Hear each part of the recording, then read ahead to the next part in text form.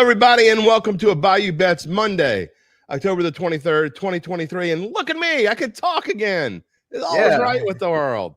That may be good for some of you, may be bad for others. We'll find out. I'm Jim Derry, along with my friend Spencer the Guru Urquhart, and Zoe Collins-Rath is in the background, making sure we don't screw up. We'll see what we screw up as we go along. What is going on today, Spence? Hey, Jim. I'm doing good, man. I got a break from the Saints this Sunday. Kind of glad about that.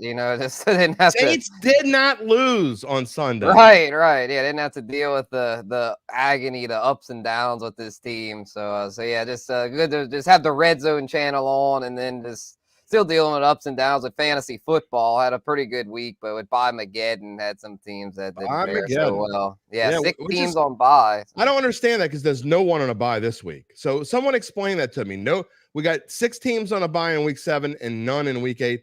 The NFL, I think, let's just screw with everybody. Screw with their fantasy teams. Anyway, I don't know. Before we get to the topics for today, we will remind you, we will ask you nicely, we beg, we plead, please subscribe to the Bayou Bets channel, because if you do, when you do, you will find out when every new show is going live every Monday, every Thursday at 4 o'clock in the afternoon, and also Datitude, which is live on Friday mornings on the same YouTube channel. Also, Caesars Sportsbook is the official odds partner of Bet.NOLA.com. Always got a good special going on with Caesars Sportsbook. You can check that out on Bet.NOLA.com. All right, we're going to have some comments today. Mr. Horace is already with us. He's getting right into the heart of the matter. We're going to get into that in just a minute. Hold on there, Mr. Horace. We're going to talk about our topics for today. Yo, Saints, what is up? What are you guys going to do when you come back to work tomorrow? We'll find out. Are they going to make any changes? If they are, probably going to be in the next day or two. Probably nothing drastic, but you never know. It could happen. We're going to talk about that. Jayden Daniels for Heisman. Hey, he's getting up there. He's, I think, 3-1 now. We're going to talk about that in a little bit. Tulane football team up to number 22 in the AP rankings. And yes, the New Orleans Pelicans, your New Orleans Pelicans. We're going to talk about that a little later this afternoon. The Pelicans opening up their NBA season at Memphis on Wednesday. Are they really healthy? Could we actually see like a real Pelicans team out there? I don't know. It very well could be. Also, we will probably touch on the American League Championship Series, game number 7, when we get a chance later on. But we want to start off with the Saints, Spence, and the obvious. Mini vacay's over. They got a lot of bugaboos with this team. You look at these odds. They have changed drastically. The Falcons are now favored to win the NFC South. They are even money. The Saints are 2-1, and they have dropped to win the Super Bowl. They were 40-1 at one point. They have dropped to 50-1 last week, I think, and now they're 60-1. Saints are falling like a stone. Yeah, they're sinking. And looking back on it, I'm glad I bet the Falcons in the preseason, as much as I hated to do it, to win the division, because now it's looking like a value. The thing is, for the Saints, they've still got it all in front of them. Plus 200, that's not that far out of it. If you believe in the Saints, that's a pretty good value. If you still believe they can turn it around, which is very possible, but they're going to have to get it done this week. It's a road test at the Colts, who are just coming off a heartbreaking loss, but played really well against Cleveland. So it is one of those things. I mean, if you're the Saints, you cannot get into a severe losing skid. This would be 3 in a row if they lose. You can't have that happen if you want to be successful. So this is close to a must win. You're 100% right. I think it is a must win. I think I really do. I think if you lose this game and you drop another one, and you get to 3-5, I think you are in a whole world of hurt, because I mean, even though the schedule's easy and this division's frankly easy, I mean, I think your season is more likely to go spiral out of control than it is to get fixed anytime soon. I think they have to find a way to win this game. And there goes, we'll bring the question back up that we briefly showed before. Mr. Horace asking or saying Carr's decision making and critical downs got to improve. The Saints are going to be successful. Look, I get it. I know, and I heard it all last night. I met some friends last night, a bunch of friends, and they were all, we got to stop blaming stuff in Derek Carr. I mean, he's down the list. I'm not saying he's been perfect, because he hasn't been. But the problem with Derek Carr is people keep wanting to, whether they say it out loud or not, you're comparing Derek Carr to Drew Brees. You can't do it. You can't keep comparing Derek Carr to Drew Brees is gone. He's never coming back. So Derek Carr, as far as what we got, I mean, if you want to compare him to today's quarterbacks, is he in the top 8? No. He's not in the top 8 quarterbacks, but this team doesn't need a top 8 quarterback. They need an average quarterback or maybe a little bit better. They have that. Whether you want to believe it or agree with it or not, the problem is way beyond Derek Carr. The problem is the coaching staff. Spencer and I have talked about it. I don't think either Spencer or I are big fans of Pete Carmichael. And until they make that change there, I'm not sure what else can change on offense, at least on a consistent basis. For sure. The thing with Derek Carr is I just want him to show that he's better than Andy Dalton and Jameis Winston. That's the thing that's concerning, is that he hadn't performed at an above average level. He's been average at best, and Saints paid him to be an above average quarterback. So that's, to me, what has to change. I don't disagree with that. You can't expect him to be Drew Brees, but to me, you should expect him to be a significant upgrade over what they had last year. Because the fact is, so far, he hadn't really been much of an upgrade. Someone compared his numbers through, I think it was his first 6 games through Dalton's first 6 games as Saints starter. Very similar. Yeah, but the difference is Andy Dalton had way more time to throw the ball. And Derek Carr, this is the worst. And I've been around a long time. I'm an old dude. You can see a lot of gray hair down here. It's not because I'm young. Okay, this gray hair down here, it means I'm old, and I've been watching the Saints for a long time. And you know what?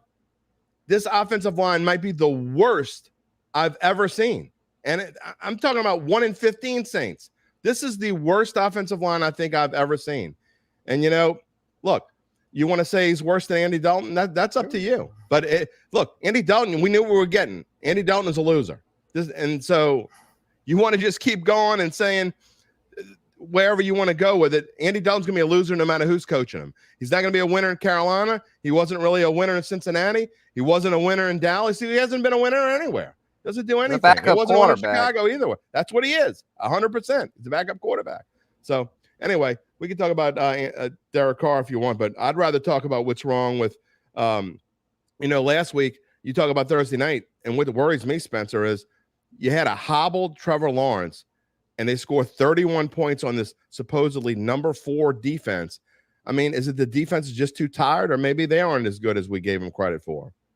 Yeah, defense has had a problem with that, even with Baker Mayfield, too, of just not really having a spy on the quarterback. Yeah. And a lot of times these quarterbacks that aren't even super mobile are able to break free, which is why this matchup this week could be a little tricky, because Gardner Minshew's got some mobility to it. Yep. I mean, he's no Anthony Richardson. I'm glad it's not Anthony Richardson, or I'd be like, man, the Saints might be in trouble here, because the Saints have, throughout the past few years, have had trouble with mobile QBs. But yeah, this Minshew, I mean, he's nothing special. The Saints have had a really good track record against him, but the fact is they've kind of struggled at stopping QBs that can run, and they've also got a lot of weapons in Indy, so this matchup is not going to be easy.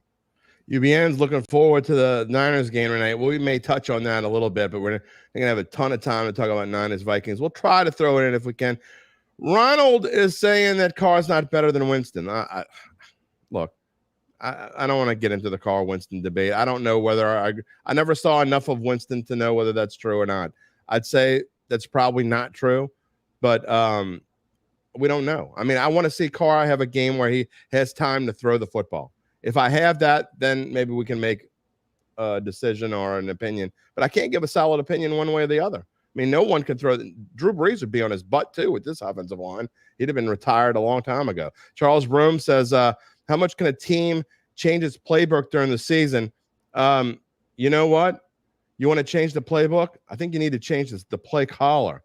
Will we see Ronald Curry calling plays? Spencer, I know you've been calling for it for a long time now. You know what? I'm for it now. Something needs to be done. It can't get any worse.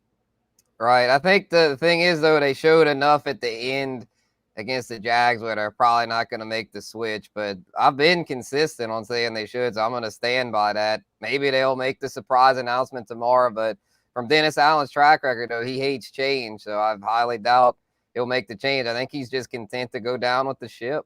Your dad brings up something here that I wasn't really going to talk about because it doesn't really have anything to do with the Saints per se. But I thought the officiating in yesterday's games was horrendous. It was not just one game. There was a ball placement yesterday in the Steelers-Rams game that probably cost the Rams a chance to win the game. There were several there are so many inconsistent calls. Intentional grounding, I don't even know what it is anymore. They're calling it certain ways in certain games and not in other ways. They're calling defensive holding or pass interference in some games like constantly and not in others. I don't know what's going on, but officiating yesterday has been horrendous. And really, I thought it was okay the first few weeks of the season, but the last few weeks, and especially yesterday, it was just insanely bad. It has not affected the Saints really in a big way yet. I think the Saints have been lucky, knock on whatever I'm knocking on, but overall, the officiating in the NFL has just been horrendous. Yeah, it just seems to be as the game gets faster year after year, the officiating seems to get worse and worse. So, yeah, they're going to have to do something, get some more AI involved, I would think, because, yeah, it's just, I mean, there's too much on the line to have these games keep coming down to blown calls by officials and all that. So it's just, it's ridiculous. They definitely have technology. It's time to use it. I agree. And you know what? There aren't a ton of diehard Rams fans. There really aren't anymore. The Rams fan, there were more Steelers fans than there were Rams fans there yesterday.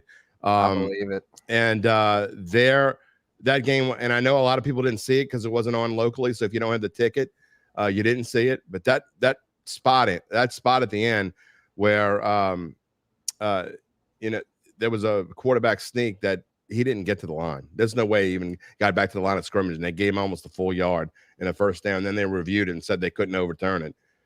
It's really bad. It cost the Rams a chance at victory. Not that I feel sorry for the Rams, hardly ever, but that maybe was one time. Uncle Big Nick wants to know, is it a coincidence the best drives for the Saints will hurry up with Carr calling the plays? I don't think they can be coincidence, can it? Oh, I mean, that's the only part of the Saints offense that seems to be pretty good is the 2-minute offense. Like outside of that, though, just the base playbook, it's a disaster. They should have been. I mean, I'll go back to it. I've beaten a dead horse, but I said it all offseason. They should have started over and come up with a new playbook, new OC, just scrap what was going on offense, because ever since Drew Brees retired, it's been broken. But yet they keep trying to. It's like they just keep beating their head against the wall, and so until they make the change, it's gonna be the same song and dance. So we're gonna have to just accept it that we're gonna have to go through this all year. It sucks, but it just is what it is because they don't seem to be willing to make changes. Caleb, I don't know if I'm this far along yet, but you have a team that looks talented and really isn't, in his opinion. Terrible coaching. I definitely agree with that. Going nowhere. Oh, it's talent. They just don't know how to use it. It might be a little. It's like you are what your record says you are. I said this last week, but at this point in the season, I mean, we're real close now to the midway point of the season. Real close. What, a week or two? Depends on how you want to look at it. You could look at this week as the midway point, or you could look at the week after. Now there's 17 games, it's hard to tell, but you are what your record says you are. So if you don't win this week, you are 3-5, playing a horrendously easy schedule, and you just can't make excuses anymore. Before we move off of the Saints, we talked to pre-production. I want to ask you this question. There's the fact that this team played Gardner Minshew last year when he was with the Eagles. Saints were able to win that game, and Gardner Minshew had a pretty good cast around him in that game, but yet the Saints were still able to find a way to win in Philadelphia. I think their backs up against the wall in a very similar fashion. That's why, we're both saying must win. To me, it's now or never. I don't know how I'm going to predict this game, but they're either going to win now or I think they're going to start spiraling downward. Right. Yeah, I think they'll be able to squeak it out because they've had such a good history against Minshew. When Minshew was a Jaguar, I think they shut out the Jags. So I'll bank on that trend. But again, nothing would surprise me with this team. It's if they were playing a little more sound on defense, I'd be more confident here. But even the defense, I mean, when they had some tough tests, they gave up 31 to the Jags. One of the scores was a pick 6, and then the Bucs game, they struggled. So I think they'll be okay, but not as confident as I was a few weeks ago. And it seemed like the defense was truly elite, but I think it's starting to show that it's still above average, but I don't think it's on the level of like the Niners or the Ravens. Here's another thing that's tough, though. If you want to look at it from a middle of the road perspective, from both ends, the Colts are in a similar situation. They're going to come off of a very emotional loss to the Browns, where they had that game won. They really should have won the game. If you go back and look, Colts should have won the game. They were better than the Browns yesterday. I don't think anyone expected a high-scoring, crazy game. I know you didn't, Spencer. You had that under in your big bucks picks last week. I didn't expect it to be like that. Certainly not that high-flying and crazy. So the Colts are coming off an emotional loss too. How are they going to respond? I don't know if they're in a must-win situation because no one really expected them to win this year.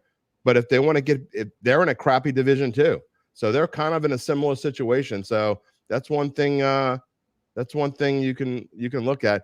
Uncle Big Nate, if Indy can score in Cleveland, good luck saying. I mean, look, I don't think Cleveland's defense is that much better than the Saints. I think Myles Garrett is one of the best defensive players in the league up front, and he wrecked havoc. You wouldn't know it by the score. He wrecked havoc on the Colts yesterday. Oh, yeah. Other than that, Browns didn't do anything special. We'll see if what happens there. It's weird, Spencer. It's like any given day, it's like the Saints defense looked like crap last week against the Patriots. They pitch a shutout. I mean, do we know which Saints defense is for real? I think it's like about borderline top 10. I don't think it's top 5, but I'd still say it's an above average defense. The thing that scares me here, though, that we haven't really talked about much yet, we're talking about Minshew, is a Jonathan Taylor, fresh legs Jonathan Taylor, he's trending up. This is his 3rd game in there, and he's gradually getting better and better. So I'm kind of worried that this might be the week that he's truly 100%. And when he's 100%, he's a top 5 running back. Yeah. He's one of the best pure runners in the NFL, and they've got Zach Moss to complement him. So that's the thing I'm most worried about, is shutting down Jonathan Taylor. Yeah, we'll definitely talk more about that on Thursday.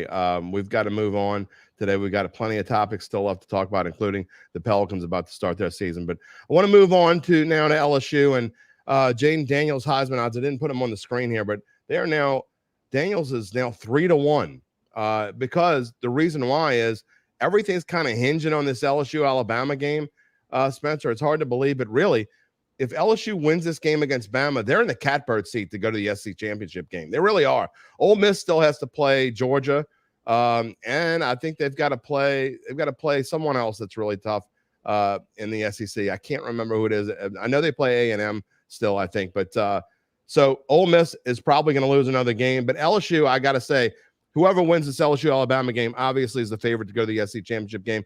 And if LSU were to win, Jayden Daniels is going to go from 3-1 to probably the favorite. That's where we are, and deservedly so.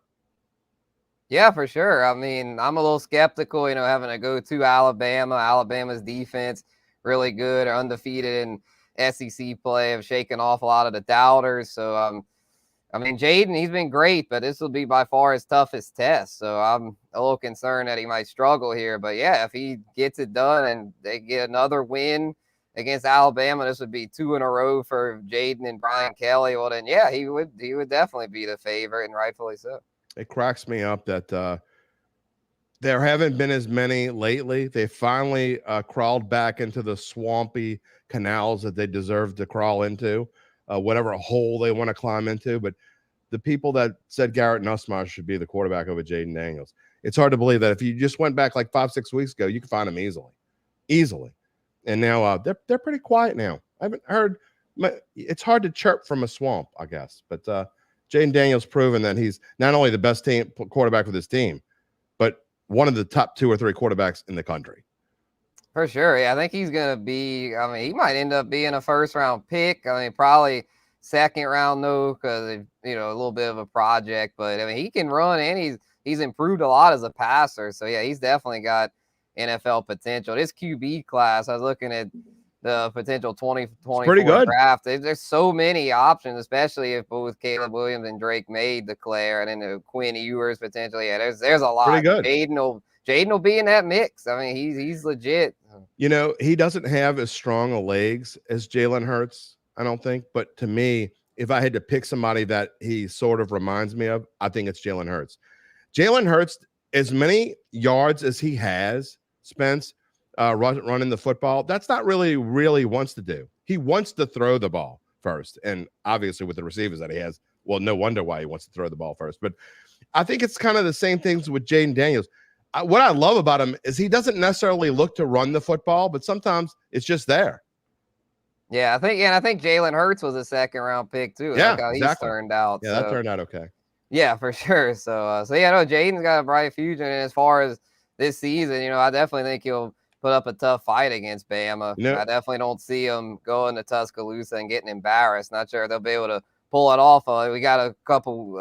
We got a bye less week. than 2 weeks now. Yeah, we have the bye week, so I'll save my prediction till next week. But yeah, it's an interesting matchup for sure. I just have to say, all those people in the swamp, it would be some wonderful, beautiful, lovely karma if Jayden Daniels was wearing black and gold next year. Wouldn't that be just wonderful? And the haters, I'd be all for it. The haters could rod their pirogues out into Never Land. All right, let's move on a little bit, because again, we got the Pelicans still to talk about, and I do want to touch on the ALCS before we go off the show today. Tulane, we want to touch on them. Look, you got to say they weren't impressive. 35-28. They let this North Texas team come back. Tulane had a big lead. North Texas tied it at 28. They were all gung-ho, fired up, talking smack. Now, give it to Michael Pratt. He was able to lead that winning drive down the field and end the smack talk. But, I mean, Tulane's got to play better than that, because really, Rice, and I know this is 11.5-point spread, but Rice is a much better team than I think people realize. They beat Tulsa by like 37 points this past week. That is not a team to go in and just kind of limp around when going to Houston.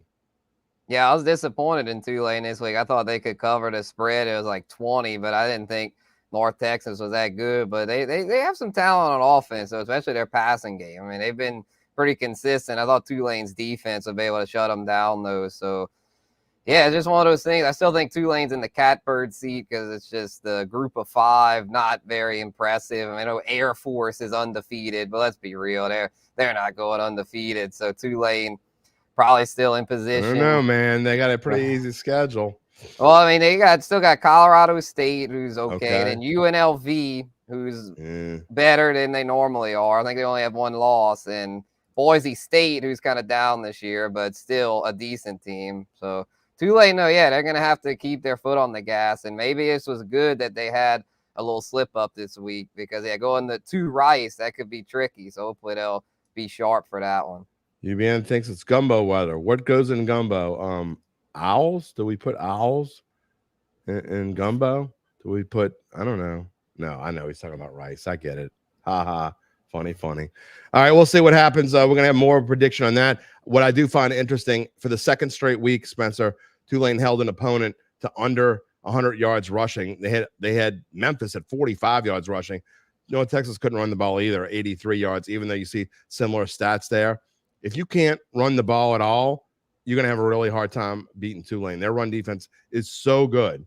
But if you have a decent rushing offense, and again, I don't know what Rice's offense is. I haven't had a chance to go look at, but man, you got to be able to run the ball against this Tulane team, because their rushing defense is phenomenal.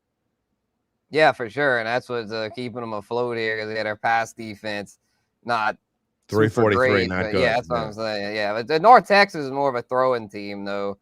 So I think it's just one of those things. They had the lead most of the game. It wasn't their best performance, but like I said, I think it may have been kind of good. It might be a thing where they get just kind of, snap out of it, as far as they just got to get refocused here. Don't want to take these teams for granted. All right, speaking of snapping out of it, we're going to snap out of football and go to basketball. And we haven't talked about the NBA in a while, but guess what?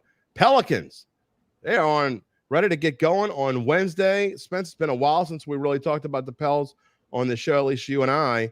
Got some numbers here about some futures that you can go bet on, win totals for the Pels. Let's start off with this weekend, not this weekend, Wednesday, 2 days from today. The Pels are opening up relatively healthy. And I say that because they still have some injuries. I know Trey Murphy's banged up.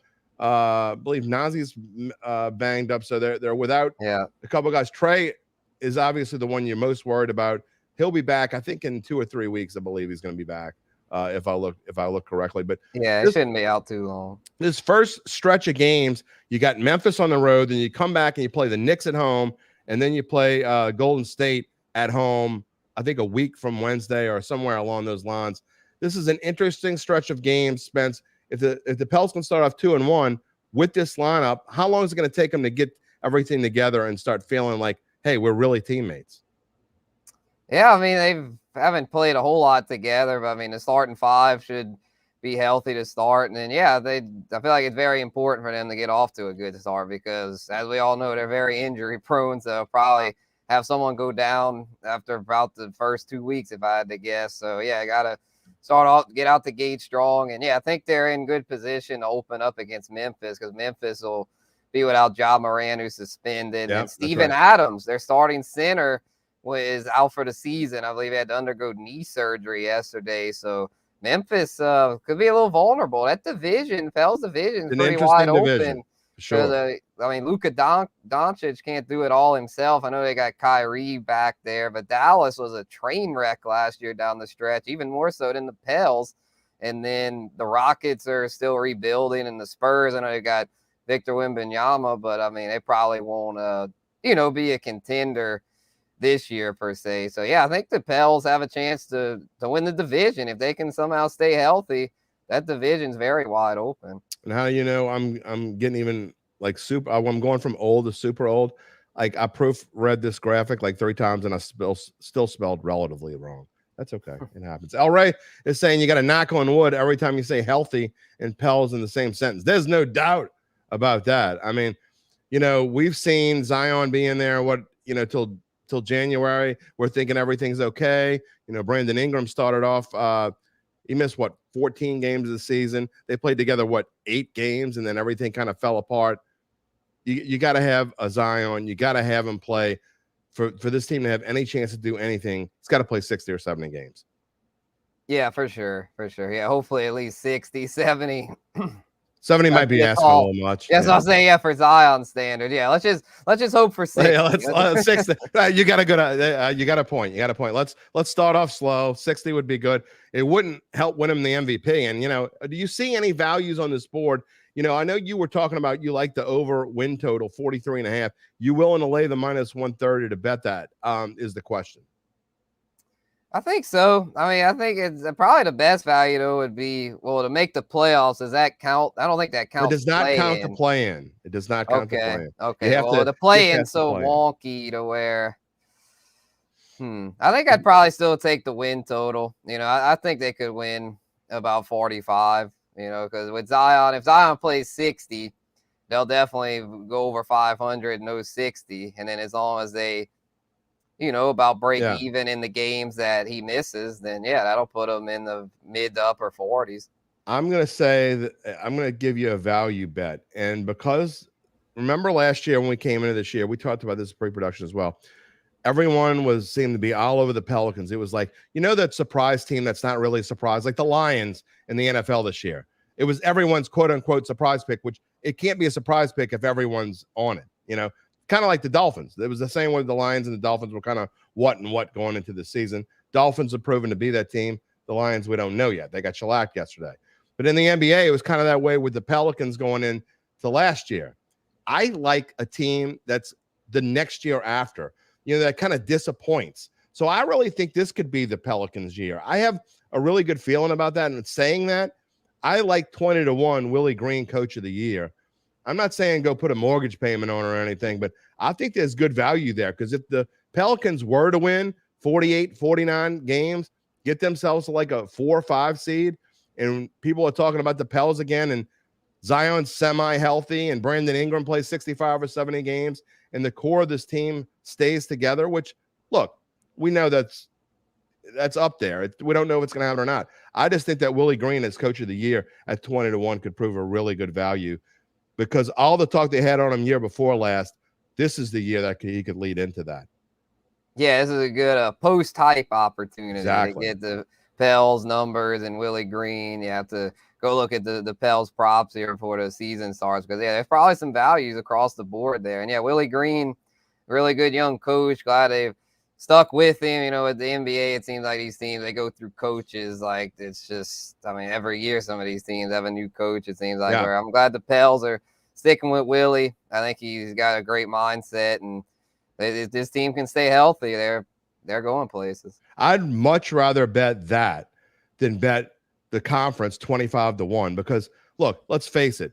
If the Pelicans are good enough to win the Western Conference, Willie Green's going to be the Coach of the Year. There's almost zero question that that's the case, unless something fluky happens in the East, which I don't see.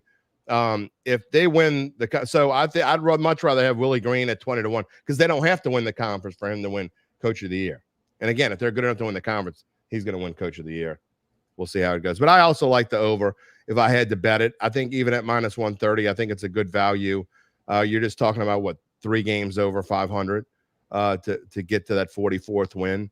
I like that. I think that's a good bet as well. Again, we'll find out a lot about this team.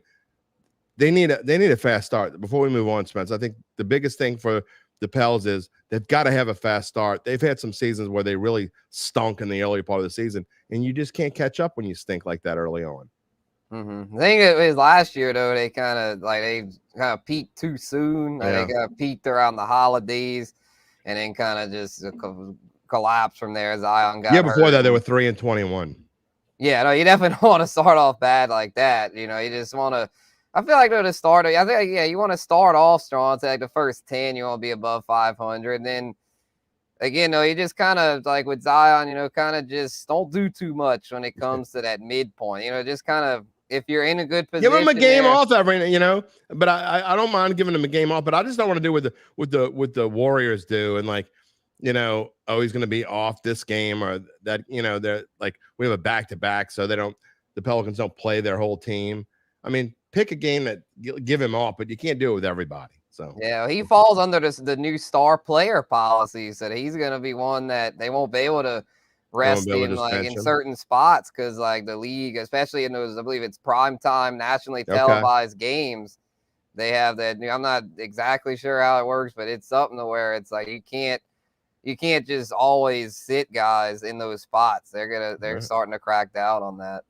All right, we got about 2 minutes left in the show. Spence, I want to go back. I didn't make a graphic for it, but I do want to talk about ALCS Game 7 tonight. This has been just a fascinating series. I mean, you had the Astros lost 2 in a row at home, and then I got them at 10-1 with a deal. They were really 8 to 8.5 to 1, depending on where you were looking at them. Then they come back, they win 3 in a row in Arlington. And so everybody thinks, okay, this is over. Let me go bet my Astros futures odds, and their odds to win the World Series down like plus 150. And now they lay another egg at home. The home team has lost every game in this series. Does that mean the Rangers are going to win tonight? I'll go with it. I'll go with the Rangers, man. I think Dusty's going to end up finding a way to screw it up. Because it's like they went last year. I don't see them repeating with him. It's just, I mean, they've got the talent, obviously, but it's so hard to repeat in MLB. So I'm thinking Max Scherzer. I know he struggled in his last start, but I think he's a salty veteran. I think he gets back on track tonight. Which eye's going to work better for him, the blue eye or the brown eye? Shoot, I mean, I got blue eyes. So I'll go with the blue. I'm going with the Astros. I just think that they're one of the luckiest teams I've seen. Look, anybody that's listened to me and watched me over the course of time knows that I'm not the biggest Astros fan in the world. In fact, that's being nice when I say it like that. I just think they're going to find a way to luck out and win this thing. They're just beyond Dusty. It doesn't matter. Dusty is God. How that guy has won anything it shows you how much talent he's had to win with this team because Dusty finds a way to screw things up in the postseason. I'm with Spencer. I just think they're just that good. Whether it's Altuve or someone else, they're going to find a way to win. Altuve is just one of the best little pains in the ass I've ever seen play baseball. I mean, that's just what he is. He's a future Hall of Famer. There's no question. There's no question about that. So that's going to be a fun one. And then we'll see what happens. Phillies and D-backs. Philly's going to finish that up, huh? I would think so. I picked against them against the Braves. I don't think as much as I want to say the Diamondbacks, I think they finish it off. I think I got Nola going tonight. I think he'll get that done. Yeah. All right. Any final thoughts before we close it out for the afternoon? Not too much. Just tonight, though, it'll be interesting. The Vikings 49ers. If I had to pick it, I'd lay the points with the Niners because the Vikings without Jefferson, Kirk Cousins in prime time. Good luck. Y'all are going to struggle. I'm going to go the other way only because it's an Aunt Mabel special. And I'm not saying, Spencer, you're riding with Mabel. I think your analysis is spot on there. I think everything you said, I agree with. I just think everywhere I've looked, anywhere from 75 to 90% of the bets are on San Francisco. And this line is actually, it dropped very briefly. It dropped to 6.5, and like the Mabels of the world like jumped on San Francisco like nobody's business and went back to 7. So I'm actually I'm gonna take. In fact, I'm gonna put a little bit on it. San Francisco -7. I'm gonna take Minnesota. Take the 7 points. I think that the 49ers also going back on the road a week after losing last week to the Browns. I think they're going to be a little sluggish. I do think they'll find a way to win the game. Although in my knockout pool, a bunch of people get knocked out if San Francisco loses. So I wouldn't be upset if the Vikings win that game. But we'll see. Anyway, so Spencer's taking Niners -7. I'm taking Vikings +7. And so that means it'll probably land right on the 7. The Niners will win, I don't know, 21-14 or something like that. No one wins. That's probably what's going to happen. All right, we will be back on Thursday for another edition of Bayou Bets. Before that, Datitude, Uncle Big Nick and I will be out Thursday as well with another pick segment. And then we'll all be together. The crew will be back together on Thursday making our big bucks, and we will reveal who the turkey of the week is. And I don't know. I'm just going to give you a spoiler alert. I don't think the turkey of the week is on camera right now. Just not sure, but we'll add it up when it's all is said and done, and we'll let you know about it on Thursday. One more reminder, Caesar Sportsbook is the official odds partner of Bet.NOLA.com, and we ask you to subscribe to the Bayou Bets YouTube channel. We thank you for joining us today. We will see you on Thursday. Peace and love, my friends.